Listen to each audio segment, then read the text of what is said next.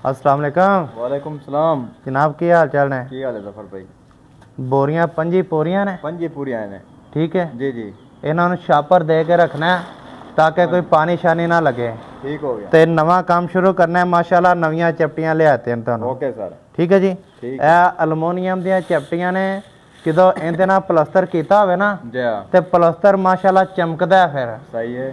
ਠੀਕ ਹੈ ओके हो ਤੇ गया। ਮੈਨੂੰ ਪਲਸਤਰ ਐਨ ਬਿਲਕੁਲ ਚਪਟੀ ਦੇ ਵਿੱਚ ਚਾਹੀਦਾ ਹੈ। ठीक हो गया। ਹਾਂ ठीक हो गया। ਇਹ ਦੇਖ ਛਾਪਰ ਤੇਰੇ ਸਾਹਮਣੇ ਲਾਣਾ ਪਿਆ हाँ जी ਅਸਲ ਨੇ 1 ਨੰਬਰ। ठीक है। ठीक है ठीक हो गया। अच्छा है ना हाँ जी चंगी तरह सफाई करवा लेनी है सारी। ठीक है। सफाई करवा के फिर काम शुरू करना है। ठीक है ठीक हो गया।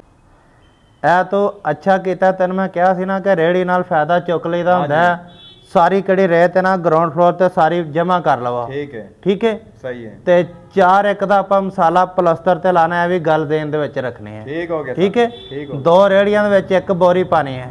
ठीक है।